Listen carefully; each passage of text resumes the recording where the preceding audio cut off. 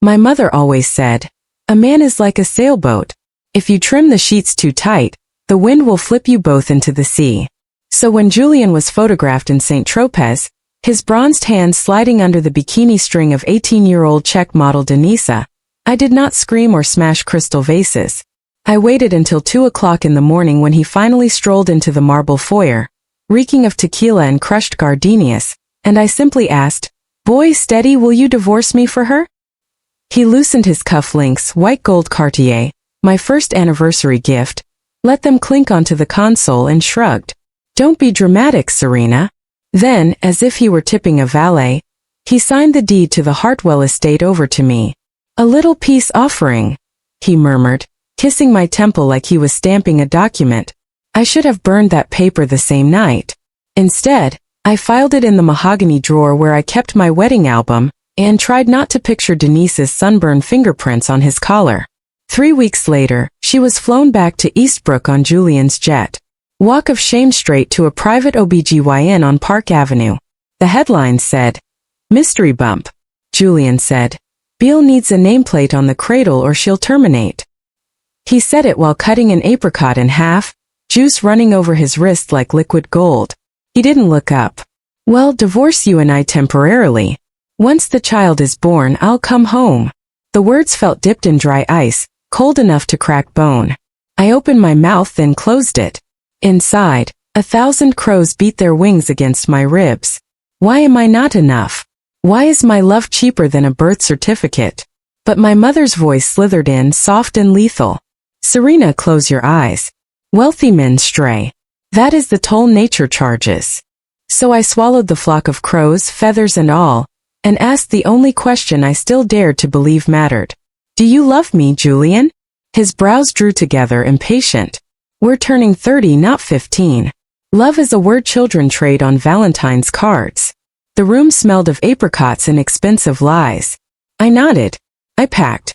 The next morning we stood under the mildew fluorescent lights of City Hall, signing pages that ended us as impersonally as a grocery receipt. Outside, humidity clung to my cheeks like someone else's guilt. He pressed a sleek black key into my palm. New convertible. Curb alert read. "Stay quiet. Stay gone. When Belle delivers, I'll call. Make trouble and the call never comes."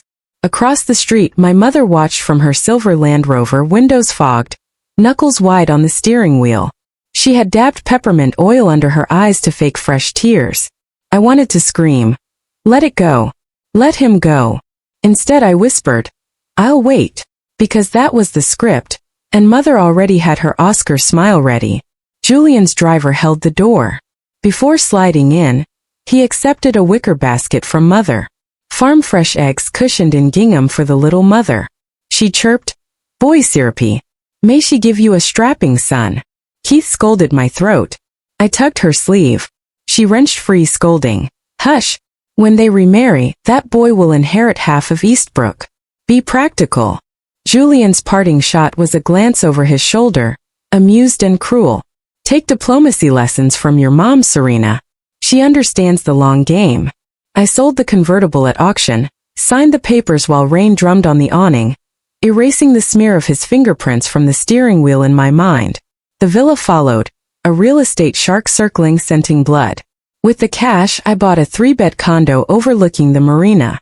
Walls painted seafoam so the ocean felt close even when the blinds were drawn. I leased a sensible hatchback, baby duck yellow like a promise I'd forgotten how to pronounce. I invested in startups no one believed in yet. Plant-based formula, reusable smart diapers, apps that tracked colic screams. Every dividend was a small revenge. Still nights I scrolled filtered feeds, other couples pushing strollers through cherry blossom tunnels, fathers kissing scraped knees, and something feral gnawed at my insides. So I flew to Barcelona where no subscriber knew my name, rented an apartment that smelled of citrus detergent, and paid a clinic to inject hope into my womb. 2 heartbeats answered. I spoke to them in the dark, Spanish lullabies I didn't understand, pretending the echo was enough family for all of us. They were born 5 weeks early, slippery and furious. Olivia first, tiny fists flailing like she already wanted refunds on the world, and her brother Leo 19 minutes later, quiet and watchful, eyes the color of winter tide. I touched their downy heads and felt a new continent form inside my chest, one where no Hartwell flag would ever fly. Now, 3 years later, I am spooning pureed pumpkin into Leo's reluctant mouth while Olivia drums her high chair tray, conducting toddler jazz. My phone vibrates. A name I erased but memory kept. Serena, come home. Let's remarry tomorrow. 8 sharp, City Hall. 17 words colder than the stainless steel fridge humming behind me. I picture him typing in the back of a boardroom. Tie still perfect at 6 p.m. assistants fluttering like moth wings. I picture the smirk. Offer tendered, response expected. I set the phone face down, wipe orange smears from Leo's chin, taste sweetness on my thumb and say, nothing. Silence, I think, is a complete sentence. But Diane, my mother, smells blood in the water better than anyone. She burst through my unlocked door, hair freshly fried at the salon, Chanel flat bag slapping her thigh. Where's your passport? Marriage certificate. You've got 9 hours. She ransacks the ceramic fruit bowl, tossing unpaid utility bills like confetti. I keep my voice flat. Did you happen to mention while you were licking his boots that I already have children? Her hand freezes inside the bowl. She straightens, lips curling. Those babies were a mistake of timing. We can find them a lovely couple in Connecticut. Closed adoption. Very civil. Leo drops his sippy cup. Milk puddles on the bamboo floor like a small white flag. I lift my phone, snap a candid of Olivia grinning through missing teeth, Leo's cowlick standing proud, and text it to Julian. No caption, just the truth in high definition. He replies within seconds. Mother shrieks, actually shrieks like a kettle forgetting its off switch. You vindictive fool. You just signed your own exile. I start to answer that exile tastes sweeter than their table scraps when the phone rings. Julian's custom chime. The one I never deleted because pain can be nostalgic. I reach. Mother swipes. Her tone melts before it hits her tongue. Darling boy, this is all a misunderstanding. A chorus of small piping voices floods the speaker. Go away, mean witch. Our mama is Serena, not you. Leave her alone. Olivia has climbed the sofa arm, cheeks blazing red, gripping her toy unicorn like a sword. Leo stands beside her, quieter but firm. 2-year-old knuckles widened on a plastic dump truck. Their protectiveness buckles my knees. Then Julian's chuckle. Low, indulgent. The sound that once turned my bones to caramel. Easy warriors. Serena's going to be your new mommy. She'll love you just like you were hers. The room tilts. I remember a night of sirens. My real father waving a kitchen knife. Mother shoving me behind her while he screamed tax fraud and Julian's bodyguards tackling him. Julian cradling me hours later, whispering, I'll keep the monsters out, little moon. He kept that promise, then became a different monster. I reclaimed the phone. Julian, my voice is steady. A glass surface over rapids. They are mine biologically. Conceived in Barcelona. No donor you've ever met. Accept that or stay in your glass tower. Silence billows heavy enough to muffle Olivia's angry huffs. Finally, he laughs once. Sharp, humorless, cute bluff. DNA will settle it tomorrow. City Hall, breathe them. If they're mine, I'll legitimize. If not, the line clicks dead.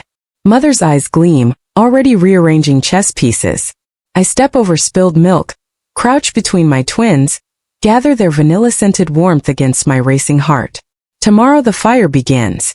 Tonight, I hum them a lullaby their grandmother never taught me, promising oceans will part before anyone drags them from my arms. The marble foyer of my mother's borrowed apartment still smelled of yesterday's long diffuser when her voice cracked the fragile silence. Serena, your father's been taken away. She pressed trembling fingers to her lips, mascara streaking down cheeks that had once been the toast of East Charity Circuit. I only have you left. After everything I risked to stand between you and the creditors. Please, darling. Promise, mommy, you'll be good from now on. Each syllable crashed against my eardrums like cold surf, stealing the angry questions that had clawed their way up my throat. I wanted, no, needed to shout. Why did you wire the last of Ashford Capital to your lover's account so his illegitimate son could attend Belle? Why did you look me in the eye and insist we were broke while you booked yourself another week at Diane? Why did you ration my allowance to a crumpled 100 every 30 days as though love could be budgeted like gas and groceries? But the air felt thin, glass-coated. I already knew the answers would change nothing. Whatever excuse she served, Guilt, fear, midlife madness, my trust, my birthright, my innocence, they were all ashes seasoning an outgoing tide. So I swallowed the bitterness and told myself the prettiest lie a girl can cobble together at 24. It's fine. Soon I'll have Julian. He'll be the safety net I never got from you. Together we'll mend every hole you and Dad carved in me. Asterisk. I obediently folded my curiosity into a neat square and stored it behind my ribs. I ignored the tabloid photos of him slipping into hotels with Elle. I swallowed the late-night cologne that wasn't mine clinging to his shirt collar. I convinced myself freedom was the greatest gift I could give a heart well until that freedom sharpened itself into the blade he later lodged between my shoulder blades. Now, 3 years later, his honeyed lullaby drifted from the phone speaker as he crooned to 2 toddlers I'd never met. The sound exhausted me more than midnight feedings ever could. Julian, I'm not inventing drama, I said, pinching the bridge of my nose. I really do have 2 children, twins. Olivia and Lily, her nickname Lily, not the clawing non he once teased, rolled off my tongue like a promise kept. Raising them is a 24-hour investment. I'm already running on fumes. I'm not signing on to nanny yours. Mother's narrowed eyes shot daggers across the glass coffee table. She opened her mouth, no doubt to lecture me about the sanctity of the Hartwell name when I cut in. By the way, your Diane membership fee is overdue. If you'd like to keep that Botox on tap, maybe think twice before meddling. The thread hung between us like a guillotine. She deflated, lips quivering, fingernails drumming a guilty rhythm against her Hermes clutch. From the phone came Julian's rich, incredulous chuckle. Serena, stop clowning around. You remember what Morrow wrote in our file? Highly unlikely to conceive naturally. Oh, I remembered. I also remembered the day I collected both our result folders from the clinic. My hormone panel had been textbook perfect while his motility chart looked like a broken seismograph. To spare his pride, I laminated the lie. I'm the faulty one, darling. Don't look so crushed. Risk 4 years. I sneak supplements into his morning espresso, praying a single swimmer might survive the toxic cocktail of stress, bourbon, and self-obsession. Then Belle had danced into our penthouse, belly gently curved, eyes glowing with victory. Julian demanded a temporary divorce, just long enough to give the mother of his child a ring and a postcode. I almost told him then, you can't possibly have fathered that baby, but mother's earlier warning hissed in my skull. Asterisk smile nod stay valuable asterisk, and I zipped the truth behind my teeth. Julian must have rewound our shared history because his voice softened to velvet. Enough, Cece, I get it. You've waited 3 miserable years for me to fix this. Let me make it right. We'll remarry at St. Augustine's, bigger orchestra, 30-foot cake, the works. My pulse didn't even flutter. A circus doesn't heal a slaughter. I thumbed scandalized. Do you have any idea how many socialites would auction a kidney for the Hartwell crest on their stationery? I leveled my gaze. Cole is January surf. If you're that bored, update your resume. Office temp agencies adore trophy wives with an eye for spreadsheets. Then I disabled her family share credit card right there, the digital equivalent of changing the locks. She begged, swore reform. I tuned her out and went to bed early, leaving Julian's 15 subsequent calls to rotten voicemail. When the calendar suggested lunch with Jay at City Hall the next afternoon, I spent the hour smearing finger paint across construction paper with Olivia instead. He rang twice more, then radio silence. Ego bandaged, I thought. Let it bleed out quietly. 7 mornings later, I emerged from a postnatal yoga class, muscles trembling, lungs tasting brine from the nearby harbor. Across the boulevard, life performed its own tragic opera. Belle's sunken eyes, hair escaping a limp ponytail, clutched Julian's sleeve outside an upscale baby boutique. Throw me away after 2 kids. Her voice cracked like old varnish. Serena was yours. She'll never take you back. You cheated, remember? You're not some priceless heirloom, Julian. Every syllable struck him. Shoulders stiff. He shook her off as though she were mold. From this distance, I saw the exact moment he sensed an audience. His head pivoted, his pupils flared. First with horror, then with wonder, as if I were a mirage conjured out of guilt. He straightened his lapels the way he used to before Model U in speeches and strode toward me, smile dazzling and desperate. Cece, fate's being theatrical today. His tongue quivered like a violin string. I waited 12 hours at City Hall. I thought you'd come. I let a beat of silence hum between us long enough for the girls overhead to squawk and wheel away. When I finally spoke, my words tasted of sea salt and indifference. I've been busy. Twin schedules are murder on spontaneity. His grin faltered but survived. Take me home, Ben. I've rehearsed a fatherly introduction. Puppet voices, airplane spoons, the full arsenal. I nearly laughed. They don't need another prop. Julian, they already have a parent. I tapped my collarbone and strangers upset Lily's eczema. Rain check. Maybe never. He refused the exit, stepping closer until his cologne, familiar yet suddenly clawing, wrapped around me. Adopt one together. Then he bargained, voice hushed. A newborn slate. Pure image control. We could name her Clementine. Ship her off to Bellevue in monogrammed knits. Motherhood had rewired my laugh from polite trail to guttural release. Why rent when I already own? I countered. Before he could unravel that, the boutique door whooshed open and a clerk in pastel scrubs waved excitedly. Ashford, will Olivia and little Lily grace our pool this Saturday? Our instructor loves their giggles. Julian's expression performed a full opera. Shock, denial, recalibration while I signed a polite maybe to the clerk and turned back toward the parking lot, spine straighter than any skyline he'd ever financed. Let him chew on that truth, I thought. Asterisk swallow hard. Julian, your vintage pride pairs beautifully with Crow. Of course, I answered, letting a small, easy smile curve my lips. I'll probably be tied up at the office most of the afternoon. So, I've asked my friend Liam to drop the twins at the atrium around 3. They love the Ferris wheel carousel. He always lets them ride twice. The moment the words left my mouth, the color drained from Julian's face as though someone had pulled a plug beneath his feet. His flawlessly cut charcoal suit, Italian wool that had probably cost more than most people's monthly salary, suddenly looked 2 sizes too big on him, hanging from his rigid shoulders like black flags of surrender. His dark eyes, the same obsidian that used to make my heart flutter, widened into pools of stunned disbelief, reflecting the boutique's crystal chandeliers and fractured sparks of light. What? What did you just say? His voice cracked on the last consonant, raw at the edges. Olivia and the little one. You have children? The sales clerk, barely 22, all glossy ponytail and polite curiosity, glanced between us, sensing live voltage in the air. Oh yes, Hartwell, didn't you know? Ashford's babies are gorgeous. 1 boy, 1 girl. Prettiest toddlers I've ever seen, honestly. Big blue eyes like sea glass. They were here last week, chasing each other between the silk robes, giggling like tiny angels.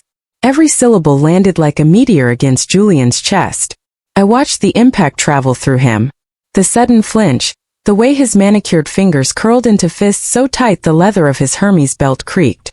The faint tremor that started in his jaw and rippled down the column of his throat. For a split second, the tasteful hush of the boutique, cashmere scarves folded like origami, perfume vapor drifting like expensive secrets, felt too thin to hold the weight of his shock. He took one involuntary step toward me. Serena, you really gave birth? How old are they? Are they?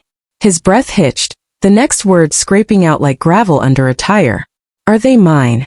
The questions tumbled over one another, frantic, louder than appropriate for a place that prided itself on whisk-bred indulgence.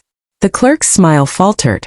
Confusion clouded her expression as her gaze flicked to my face, then back to Julian's because she remembered as I did, the exact shade of my children's eyes, an almost translucent aquamarine inherited from their British donor, a color completely alien to Julian's midnight irises. I could already imagine the Eastbrook rumor mill churning. Did you hear Serena's ex thinks those blue-eyed cherubs are his? Pathetic. I didn't care for myself. My armor was titanium these days, but Olivia and Lucas were soft, undefeated. They would learn soon enough that the world loved to sharpen its teeth on the innocent. Until then, I would sweat every lie like a mosquito before it could land. We divorced 3 years ago, I said, the words calm, almost bored, as if I were commenting on the humidity. My babies are 2. Do the math. The last sliver of hope in his expression withered, folding inward like petals touched by frost. His lips parted but no sound emerged, only a wounded hush that somehow felt louder than a scream. Behind him, Brielle chose that exact instant to glide forward, Louboutin heels clicking a triumphant Morse code against marble. Her crimson sold. Shoes looked freshly dipped in blood. Told you she stung. Saccharine poison laced through every syllable. She's not the faithful little martyr you convinced yourself she was. While you were building the Hartwell empire, she was busy playing house with some foreign stud. Congratulations, Serena, on successfully upgrading your gene pool. Julian's head snapped toward her so violently I heard the vertebrae protest. Shut up. The command cracked like a whip. Several shoppers startled, silk blouses clutched tighter. When he turned back to me, his irises were shot through with crimson, the way ocean rocks look when lightning forks behind storm clouds. He reached for my wrist, fingers ice cold. Summer, no. Serena, please. You promised you'd wait. You looked me right in the eye the day we signed the papers and you said, I'll wait until you sort yourself out. Those were your exact words. I had said them, or rather, I'd swallowed them like shards of glass because Diane, my mother, had squeezed my shoulder so hard I'd felt bone bruise, whisper hissing that a temporary divorce was the only way to teach Julian a lesson without losing the Hartwell crown forever. Back then, I still craved the narcotic glow of my mother's approval the way a starving child craves bread. I believed that if I just obeyed, if I tiptoed across the coals long enough, she would finally love me louder than she loved the idea of me married into Eastbrook royalty. But the moment Julian walked Belle through the gates of the Hartwell estate, her scarlet dress pooling like spilled wine at her feet, I understood some abysses have no bottom, and my mother would keep shoving me forward until I disappeared. So I withdrew my hand from Julian's grip now, one slow inch at a time, letting the absence speak. I waited. I said, boy, steady. Each word a polished stone I lobbed into the silence between us. I waited for you to become a man worth loving. Instead, you became a man who needed a paternity test to remember which woman he'd impregnated. The expiration date on my patience expired along with our marriage certificate. Julian recoiled as if I'd slapped him. Somewhere behind the polished facades of his expression, I saw the 20-year-old boy who once bicycled across Eastbrook at 2 a.m. because I texted that I couldn't sleep, who fed me green bean pastries in the hospital after my first IVF retrieval, who cried when the doctor showed us the flicker of a heartbeat on the ultrasound back when we still believed we'd raise that child together under the same roof. But memory is a trick mirror. It shows you what you ache to see, not the rot spreading in the corners. Belle's laugh sliced through the tension, bright and brittle. Oh, this is delicious. You actually thought she'd stay celibate while you sampled the entire female population of the eastern seaboard. Your ego truly deserves its own zip code. Julian ignored her. His entire universe had narrowed to the 2 feet of expensive air separating him from me. Tell me you don't love him, he pleaded. Boy shredded. Tell me those children are some clinical arrangement, a donor, anything. Give me that much and I'll find a way to. My phone erupted in a tiny rendition of Baby, the personalized ringtone Olivia had assigned herself. I glanced at the screen. Nanny Camilla FaceTime thumb hovering. I felt the familiar tug in my chest. Invisible umbilical cord yanking me home. When I accepted the call, 2 tear-streaked faces filled the screen. Olivia's copper ringlets wild. Lucas's thumb jammed in his mouth. Blue eyes drowning in misery. Mama, Olivia hiccuped. The thunder is too loud. And Daddy Liam isn't here and we made you a picture. But the purple crayon broke in. Julian leaned closer. Close enough that his aftershave, bergamot, and burned amber curled into my nostrils as he stared at the screen. I watched his pupils dilate as twin miracles sobbed for their mama. His throat worked soundlessly. They're beautiful, he whispered. Awe and devastation braided tight. They're mine, I replied and ended the call. Pocketing the phone, I lifted my chin. And that, Julian, is the only paternity test that matters. I pivoted on my heel, the marble suddenly feeling like a runway. Each stride carried me farther from the woman I used to be. The woman who measured her worth by how tightly a man held her hand. I felt his gaze branding itself between my shoulder blades, but I didn't look back. The boutique's glass door slid open to the late afternoon glare, and I stepped into the sun, heart hammering a victory drum only I could hear. Behind me, Belle's voice rose. Shrill. She's already replaced you with a younger model and customized offspring. Julian, when are you going to wake up and sign the papers I've been asking for? I didn't stay to hear his answer. The city salt breeze whipped my hair across my cheeks like tiny celebratory flags. 20 minutes later, I was home. My 3-bedroom condo overlooking the marina, windows flung wide, sailboats nodding their white heads in approval. Olivia and Lucas catapulted into my arms, smelling of peanut butter and August heat. I buried my nose in the downy curve of Lucas's neck, and let their combined heartbeat drown out every ghost of yesterday. That night, after bubble baths and 3 readings of Goodnight Moon, I lay between their cribs and the rocker, watching chests rise and fall in perfect trusting rhythm. My phone buzzed again, Julian's name, a voicemail. Against better judgment, I lifted it to my ear. His baritone cracked, thick with unshed tears. Serena, I just left City Hall. I looked up birth records. Donor file sealed. Everything legal. I get it. But blue eyes don't erase history. I know I forfeited the right to ask, but if there's even a sliver of space, some weekend soccer game, a Father's Day macaroni necklace, I want to be more than a footnote. I'll sign whatever you need. Give you the Hartwell shares. Just don't leave me with nothing. I deleted the message, then blocked his number because nothing was exactly what he deserved. The same nothing I'd carried in my chest when I signed the divorce decree, while my mother berated me for ruining her life. Outside the panoramic windows, midnight waves slapped the pylons, keeping time. Somewhere across town, Julian was learning that regret is the most expensive vintage a man can sell her. Only drinkable once the cork has rotted beyond shoving back in. I pressed a kiss to each sleeping forehead, whispered, "Mommy's got you." And for the first time since the judge's gavel split my world in two, the words tasted not of loss but of legacy. The parchment-colored envelope felt heavier than it should have, as though the clause typed inside carried actual mass. I traced T. I raised letters with my thumb while Olivia and Lily cooed from their bouncy seats beneath the bay window of the 3-bedroom condo overlooking the marina. The trust would vest the day each twin turned 18. Nothing for Diane. Nothing for Julian.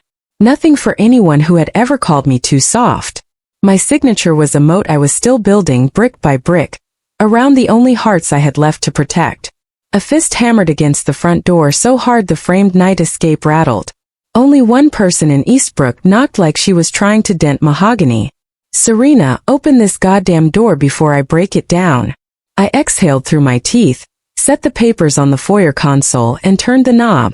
Diane swept in on a cloud of Chanel No. 5, soured by cigarette smoke. Designer tote slapping her thigh, coral fingernails already pointing like a loaded gun. "You froze my cards." Her voice cracked with incredulity, the same pitch she'd used when I was 7 and spilled beet soup on her cream carpet. "Your own mother. You left me stranded at the hair salon mid-highlight." Behind her, afternoon traffic hissed along Harbor Boulevard, gulls wheeling over yacht masts. Inside, the condo smelled of coconut formula, and the vanilla candle I'd lit to mask my exhaustion. I closed the door quietly. The latch clicked, swallowed by Olivia's sudden hiccup from the living room. Diane's gaze flicked toward the babies, her lip curled automatically. Disgusted, she didn't even try to hide. A fresh hairline fracture split across my composure. "I paid for diapers, for formula, for the roof over your head for 29 years, she hissed. "You repay me by locking my accounts. What sort of daughter declares war on her own blood?" I crossed my arms, feeling the thin cotton of my camisette stick to still loosened skin. The post-birth softness around my waist had become a secret armor. Proof I'd carried life. Proof I could carry on. "It's not war, Mother. It's diplomacy. Something you never bothered to see." She opened her mouth, but I stepped aside, revealing the folder waiting on the entryway bench. Manila legal weight, neat black tabs. I'd arranged it the way florists arrange sympathy bouquets, every petal of betrayal visible. "Inside are 2 things," I said. "A severance agreement and a cashier's check for $1 million. Sign the first, take the second, walk away." Diane's laughter was tiny, brittle. "A million? That's insult money. Your ex-husband gave his mistresses matching PC Phillips for less inconvenience." "Keep laughing," I replied. "Option B is me depositing the legal minimum into your checking every 30 days until you die. Roughly $3,800 minus administrative fees. Try buying Balenciaga with that." Her cheeks blanched beneath the 2 pink blushes. Outside, thunder rolled over the Atlantic. The storm we'd been promised all week finally breached the horizon. I kept my spine straighter than the yacht's masts. "You would really do this," she whispered. "I gave you life, Serena. I pushed for 14 hours and reminded you of it every birthday since I cut in. You auctioned my virginity to Julian at 19, belittled my miscarriages, called my daughters little bastards before their cords were even cut. 14 hours of labor doesn't buy you infinite cruelty. A passing horn from the marina moaned, underscoring my words. Diane's eyes glistened, not with remorse but with calculation. I recognized the shift the instant she realized the battlefield had new terrain. Mothers and daughters fight, she said softer now, her voice syrupy. But family forgives. Let me help with the twins. I could move into your guest room. Guest rooms filled with baby gear I haven't unboxed. I lied smoothly. Choose ink and money or quart and breadcrumbs. Her manicured fingers trembled above the folder. Nails tapped an anxious Morse against the envelope. Each tap released a ghost scent of acetone. Finally she snapped. You'll regret this when you're alone. When those girls ask about their grandmother, they'll ask why Nana never smiled in photos. I'll tell them the truth. She was too busy counting someone else's money. She signed sharp angular loops that tore the paper slightly. I slid the check across the marble bench. Our hands brushed. Hers was cold, papery, mine steady and furnace warm. At the threshold she paused, tears balancing on her lower lashes like glass beads. If you ever need me. I needed you yesterday, I interrupted. You sent me voice notes about my post-baby belly instead. I shut the door before her tears could fall, before mine could answer. Silence tasted metallic. I pressed my forehead to the cool wood, listening to her heels click away, each step erasing a version of myself I'd outgrown. Olivia whimpered. Lily answered with a gurgling aria. I inhaled their powder scent, letting it cauterize the raw places. 2 hours later. Another knock, hesitant. 3 soft taps through the peephole. Julian's distorted face floated. Unshaven hair snared. He clutched department store bags that read Little Explorers and pastel Comic Sans. Diapers, formula, teething rings, even a stuffed narwhal peeked like a guilty accomplice. I opened but kept the chain hooked. We're not accepting donations. His eyes widened. Bloodshot. The once glacial blue now murky as winter sleep. They're not donations, they're necessities. I researched organic cotton diapers, probiotic formula, the same brand Hartwell airs. He stopped, hearing himself. I thought maybe your accountant already mails a generous support check, I said flatly. Use your research on someone else's heirs. Rain began. Fat, deliberate drops that polite his chamber shirt. He shifted, lifted a crinkled paper sack. Green bean pastries he offered, smile trembling. Brown still runs the stall by the old pier. Same recipe, memory sucker punched. 16. Exam week. Cramming in his convertible while flaky crumbs dusted our calculus notes. The taste had been summer impossibility. Now the smell only conjured the metallic tang of operating rooms and divorce papers. I unhooked the chain, stepped onto the landing so he couldn't cross the threshold. Know what I did this afternoon, Julian? Severed the only biological tie I couldn't divorce. Diane signed away motherhood for a payout. Do you honestly believe dessert rewrites your own delinquent chapter? His jaw flexed. Rain plastered dark hair to his forehead. I was wrong about a lot. Let me see them, Serena. 5 minutes. I won't even touch you. Forfeited skin to skin when you labeled me defective. I folded my arms, felt milk let down involuntarily. A warm reminder my body had never been the problem. Fun fact, 1 IVF cycle abroad, 2 heartbeats, no fertility drugs. Either I'm miraculously cured, I leaned close enough to whisper, or your swimmers were never Olympics material. Lightning forked behind him, illuminating the moment comprehension detonated in his irises. The bag slipped, formula cans rolling like tiny artillery shells. He staggered back as though my words were fists. I re-entered the condo, let the storm do the rest of the talking, door clicking with ceremonial finality. Night bled into dawn. I fed babies, sang lullabies, scrolled nothing. Around sunrise, a news alert vibrated. Local billionaire Julian escorts minors to Eastbrook Presbyterian for routine paternity tests. My pulse steadied. I poured coffee, added oat milk, watched steam curl like destiny. 3 days later, screenshots flooded social media. Julian's haunted glare. Belle's tear-streaked mascara. 2 small boys clutching her skirt outside the lab. Comment sections exploded with diamond emojis and popcorn gifts. I powered down, focused on the twins' first giggles, velvety and bright as sun-drenched sails. The day the results posted, I was kneeling on alphabet mats, helping Olivia gum a silicone strawberry. My phone chimed a custom tone. A symphony of consequences. Unknown sender. He knows. It's chaos. Thought you'd want a heads up. I typed back a single thumbs up, then blocked the number. Evening news confirmed details and anchor's gleeful baritones. Julian had stormed Belle's rented townhouse, trashed champagne walls, and allegedly wrapped manicured fingers around her throat before aides dragged him off. Children screaming, neighbors filming. Police sirens slicing through gated calm. I bathed the twins in a plastic whale tub. Lavender bubbles shimmering like little galaxies. Lily splashed, eyes reflecting candle flame. Olivia kicked, sending a tsunami over my jeans. Their laughter drowned the television. And for the first time I understood victory could sound like rubber duckies squeaking. Weeks dissolved. Gossip columns updated. Belle in hiding. Liam hospitalized with unspecified injuries. Hartwell stocks nosediving as shareholders faced a dynasty meltdown. A process server arrived bearing manila thicker than my wrist. Julian's transfer of equity, his signature frantic, almost tearing each page. Seated at the glass dining table while moonlight painted silver ladders across the marina, I flipped through legally translated documents into one stark thesis. Everything he built signed over to the woman he tried to erase. Last paragraph handwritten. I was the architect of my own ruin. May this serve as recompense for every night you cried alone. I pressed my thumb over those letters but felt nothing except paper grain. Somewhere across town, steel doors had likely clanged, echoing down a corridor he once paid others to build. My daughter slept peacefully, thumb-sucking, knees tucked, haloed by nightlight constellations. I rose, slid the document into the same folder that once held Diane's severance, and padded to the nursery. Salt air drifted through sheer curtains, carrying faint party music from a distant yacht, someone else's forever toast.